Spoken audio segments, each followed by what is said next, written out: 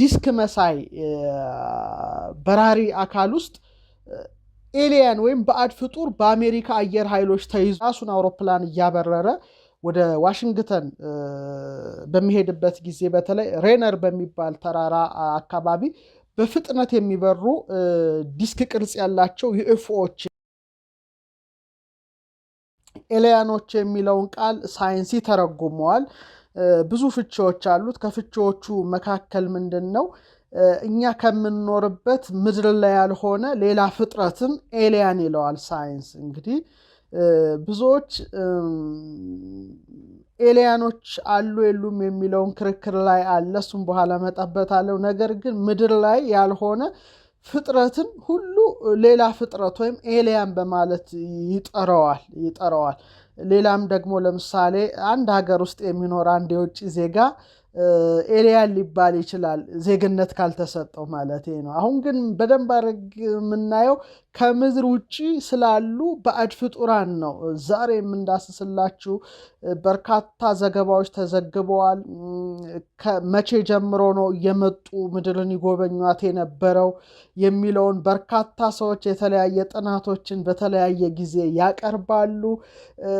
እነዛን ሁሉ ነው የምንዳስስላችሁ። እንግዲህ በሳይንሱ አተረጓጎም የኤሊያን ፍጥረታት የሚባሉት ባለ አንድ ህዋስ ከሆኑት ከፕራክቶሪዮስ ከሚባሉት ጀምረው እጅግ በልጠው ከሰው ልጆችም እጅግ በልጠው በተራቀቀ ቴክኖሎጂ ውስጥ ያሉትን ጭምር ያካትት ነው የሚል የሳይንሳዊ እሳቤ ወይም የሳይንሳዊ ገለጻ አለ። ዩኤፍኦ ደግሞ ይኸውም ያልታወቁ በራሪ አካላት ደግሞ በሰማይ ላይ የሚበር ነገር ምድራችን ወይም ሰዎች ከሰሯቸው የበራሪ አካላት በተለየ በሌሎች አካላት የሚዘወር ወይም እንግዳ የሆነ ነገር ሁሉ ዩኤፍኦ በመባል ይታወቃል። እነዚህ ነገሮች ምንድናቸው የሚለውን ነው ዛሬ ጨመርመር አድርገን የምንዳስሰው። ሐሳብ አስተያየታችሁን እየተመለከትኩ ነው። በርቱ እላለሁ። እስቲ ወደኛ መጻሕፍት ደግሞ ወደ ጥንቱ የግዕዝ ሰነዶቻችን ስንገባ እነዚህ ለየት ያሉ ፍጡራንን ካለ ፍጥረት ይላቸዋል። ካለ ፍጥረት ሌላ ፍጥረት እንደማለት ይመስላል። ካለ ፍጥረት ይላቸዋል። አንዳንዴ ደግሞ ሰበዳአት ይላቸዋል። እሱን ብዙ በመጨረሻ አካባቢ ልዳስስ እችላለሁ። ካለ ፍጥረት ወይም ባዕድ ፍጡራን የሚባሉ ነገሮች አሉ። እንግዲህ በተለያየ ጊዜ በተለያየ ቦታ እነዚህ ያልታወቁ በራሪ አካላት ወይም ዩፎዎች ወይም ዩኤፍኦዎች ተብለው የሚጠሩት ታይተዋል ይባላል። በተለይ በሰሜን አሜሪካ፣ በራሻ፣ በብራዚል፣ በፈረንሳይ፣ በአህጉራችን በአፍሪካ ጭምር ታይተዋል የሚል በርካታ የሆነ ዘገባ በተለያዩ ጊዜያት ሲዘገብ እንደነበረ ብዙዎቻችሁ ታውቃላችሁና መረጃውን በየኢንተርኔቱ ስላለ ያንን ጉግል በማድረግ ማወቅ ትችላላችሁ የሚል እሳቤ ያለኝ እና ከጥንት ጀምሮ እስካሁን ድረስ ይታያሉ እስከ 21ኛው ክፍለ ዘመን ድረስ የሚል ነው የሳይንሱ እሳቤ የያዘው። ለምሳሌ የሮም ኢምፓየር በጣም ታላቅ በነበረ ጊዜ ታይተዋል የሚል እነዚህ ያልታወቁ በራሪ አካላት ታይተዋል የሚል አንድ ሰነድ የጥንት ሰነድ ይገኛል። ለምሳሌ ኮሎምቦስ አትላንቲክን አቋርጦ አሜሪካን ለማግኘት ሲጓዝ ያን ጊዜም ኤሊያኖች ወይም ካለ ፍጡራን ወይም ባዕድ ፍጡራን ነበሩ የሚል ሌላ አንድ እሳቤ አለ። ሌላው ንጉስ ቴዎዶሲዮስ በጣም ታዋቂ በጥንት ጊዜ ነበረ ንጉስ ነው። ከክርስቶስ ልደት በኋላ በተለይ በ393 አካባቢ ዓመተ ምህረት ላይ ሮም ላይ በነገሰ ጊዜ በዚያ ወቅት ትልቅ አንጸባራቂ የሆነ የብርሃን ሉል ትንንሽ ሉሎችን አስከትሎ በዛ ሰማይ ላይ ሲሽከረከር ታይቷል ይባላል እና ይሄ ያልታወቀ በራሪ አካል ብሎ ሳይንስ እስካሁን ድረስ የሚያነሳው ነው። ሌላው በ989 ዓመተ ምህረት እንደዚሁ 3 አንጸባራቂ የሚያበሩ የሚሽከረከሩ ነገሮች በጃፓን ሰማይ ላይ ታይተዋል። ግን እነዛ የሚበሩ የሚያብረቀርቁ የሚሄዱ ነገሮች ምን ይሁኑ ምን ስላልታወቁ ዩኤፍኦ ያልታወቁ ፍላይንግ ኦብጀክት በራሪ አካላት ብሎ ሳይንስ መዝግቧቸዋልና እነዚህ በጃፓን ሰማይ ላይ የታዩት 3 ነገሮች ተዋህዱና አንድ ትልቅ ብርሃናማ የሆነ ኳስ ሰርተው እንደነበረ እንግዲህ ጥንታዊያት መዛግብት ያስረዳሉ። ታዲያ እነዚህ ምንድን ናቸው? ብዙዎቻችሁ እየጠየቃችሁ ነው። ወደ ኋላ ላይ እንግዲህ በተቻለን አቅም ለመዳሰስ እንሞክራለን። እንግዲህ ወደ 750 ዓመታት ክስተቶችን ወደ ኋላ መለስ ብለን ራሱ ብንዳስስ በ1271 ዓመተ ምህረት ጃፓን ሰማይ ላይ የሚያበራ የሚያንጸባርቅ ያልታወቀ በራሪ አካል ታይቷል ተብሎ በጃፓን ታሪክ ላይ ተመዝግቧል። እንግዲህ በጣም ገራሚ ነገር ነው። ያበራል፣ ያንጸባርቃል፣ ይሽከረከራል፣ ይዘዋወራል። ይሄ እንግዲህ በጊዜው በ1271 ዓመተ ምህረት ላይ ታየ ተብሎ ያው ታሪክ የመዘገበው ነው። ሌላው በ1290 አካባቢ ደግሞ እንግሊዝ እንደዚሁ አንድ በራሪ ነገር እንደታየ ተጽፏል።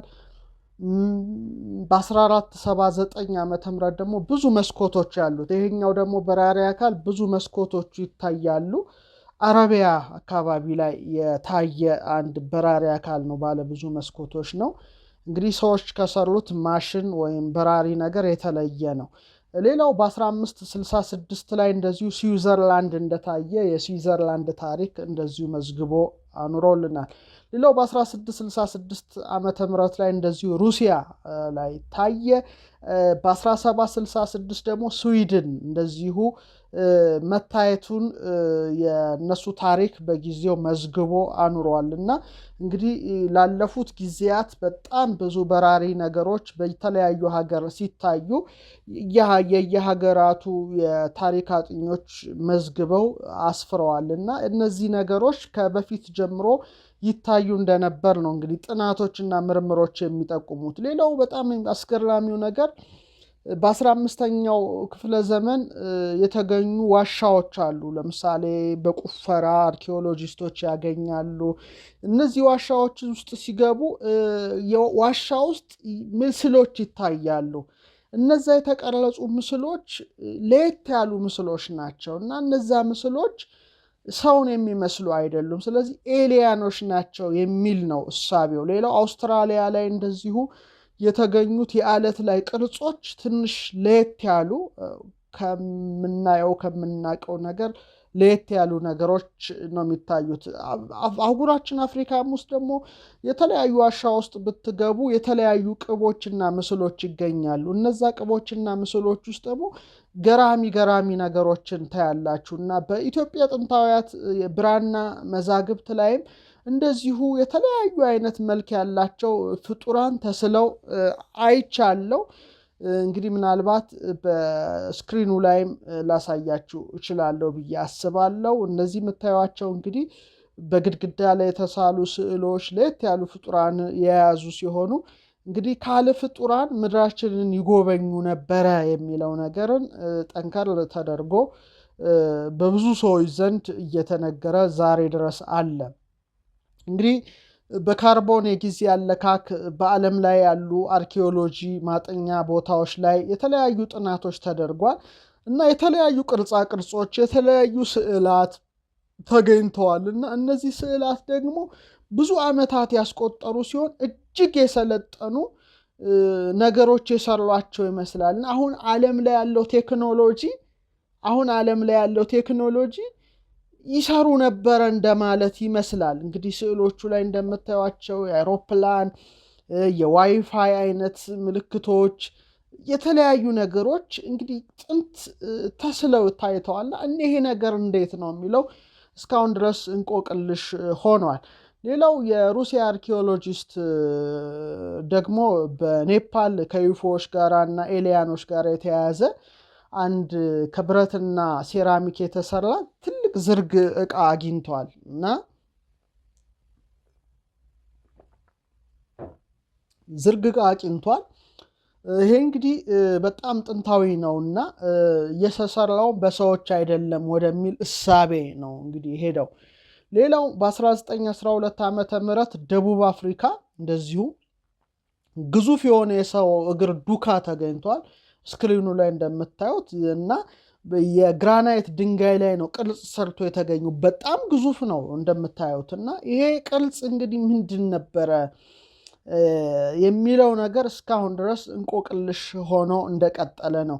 ሌላው የአንድ ሃርቫርድ ዩኒቨርሲቲ ታዋቂ አርኪኦሎጂስት ደግሞ የግብፅ ፒራሚዶች ደግሞ በግብፃውያን አልተሰሩም ይላል። ምናልባት በካል ፍጡራን ተሰሩ ወደ ማለት ይመስላል።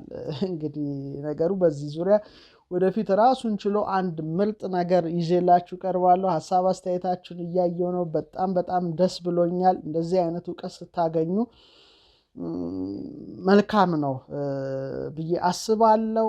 ሌላው አሁን በ20ኛውና በ21ኛው ክፍለ ዘመን ወዳሉት መረጃዎች ነው የምመጣላችሁ። እንግዲህ እነዚህ በፊት የነበሩ መረጃዎች ናቸው። 20ና 21ኛው ክፍለ ዘመን ላይ ያሉት መረጃዎች ግን በተለይ የማይታወቁ በራሪ አካላት ወይም ኤሊያን ዙሪያ የተሰሩ ብዙ ጥናቶች አሉ። በተለይ ብዙዎች የሚናገሩት በ20ኛው ክፍለ ዘመን በአሜሪካ በጣም ስለ ዩፎዎች ብዙ የተወራለት ክስተት ሐምሌ 1947 የሮስዌል ክስተት ነው። የሮስዌል ክስተት እጅግ ገራሚው ነው። በቃ በዩኤፍኦ ታሪክ ወይም በኤሊያን ታሪክ ብዙ የተባለለት ይመስለኛል። 1947 ላይ ሮስዌል ከተማ አቅራቢያ በረሃ ውስጥ አንድ የማይታወቅ በራሪ አካል ተከሰከሰ ነው የተባለው። ያ በራሪ ዲስክ በአካባቢው ተገኘ የሚል ዜና በከፍተኛ ሁኔታ ምድራችን ላይ የተናፈሰበት ጊዜ ነበረ እና በጣም ከፍተኛ የሆነ የዩኤፍኦ ምልከታ ተደረገ ነው የሚባለው። እና የሮስዌል ክስተት ብዙ ዜና ተሰርቶበታል። ግን በጣም ከባድ የሆነው ነገር ምንድን ነው? ከዚህ ወድቆ ከተከሰከሰው ዲስክ መሳይ በራሪ አካል ውስጥ ኤሊያን ወይም ባዕድ ፍጡር በአሜሪካ አየር ኃይሎች ተይዟል የሚለው ዜና ደግሞ በጣም በጊዜው ጎልቶ ነው የወጣውና ይህን ምስጢር ደግሞ በወቅቱ በከፍተኛ ማዕረግ ውስጥ ያሉ ወታደራዊ መሪዎች ከፕሬዝዳንት ውጪ የሚያውቀው እንደሌለ ቶፕ ሴክሬት እንደሆነ በጣም ከፍተኛ በምስጢር የተያዘ እንደሆነ በጊዜው ተነገረ። ነገር ግን እስካሁን የሮስዌል ጉዳይ እንቆቅልሽ ሆኖ እንትን ብሏልና ስለ ሮስዌል ብዙ ዩቲዩብ ተሰርቷል። ጉግል አድርጋችሁ እንድታዩ ፈልጋለሁና ያ በጣም አስገራሚ ነው። አንድ ካል ፍጥረት ተያዘ። እንግዲህ አስቡት እስቲ በራሪ ዲስክ ተከስክሶ ማይታወቅና ይሄ በጣም አስገራሚው በጊዜው የተነገረ አንድ አስገራሚ ነገር ነው እና ብዙ የተወራለት ዓመት ነው። በቃ 1947 በተለይ ኬኔዝ አርኖልድ የተባለ የንግድ ሰው የራሱን አውሮፕላን እያበረረ ወደ ዋሽንግተን በሚሄድበት ጊዜ በተለይ ሬነር በሚባል ተራራ አካባቢ በፍጥነት የሚበሩ ዲስክ ቅርጽ ያላቸው ዩኤፍኦዎችን ዲስክ ቅርጽ ናቸው ይበራሉ። ዩኤፍኦዎች ያልታወቁ በራሪ አካላትን ማየቱን ተናገረና 1947 ብዙ የተባለለት ነው እና ብዙ ክስተቶች ተመዝግበውበታል በአሜሪካ ብቻ። እንግዲህ ተመልከቱ በዛ ሰዓት ሰኔ 15 1947 እስከ ሐምሌ 15 1947 832 ጊዜ መከሰታቸው ተዘግቧል። አስቡት እንግዲህ በአንድ ወር ብቻ ነው የምነግራችሁ። በአንድ ወር ብቻ 837 ጊዜ ተከሰተ የተባለው በ1947 ነው እና ዓመቱን ሙሉ ቢያንስ ያልታወቁ በራሪ አካላት 1500 ጊዜ ታይተዋል ተብሎ በጊዜው ዘገባ ቀርቦበታልና በተለይ ሐምሌ 19 ሐምሌ 20 1952 ደግሞ 8 የሚደርሱ የማይታወቁ በራሪ አካላት በዋይት ሃውስ ቤተ መንግስት ላይ መብረራቸው ደግሞ በጊዜው ተዘግቧል። ይሄ በጣም ምስጢራዊ የሆነና እስካሁን ድረስ እንቆቅልሹ ያልተፈታ የሮስዌል ክስተት ዛሬ ድረስ እስካሁን ሲነገር ይኖራልና እነዚህ በራሪ አካላት ምንድን ናቸው የሚለው ነው እስካሁን እንቆቅልሽ ላይ ያለው።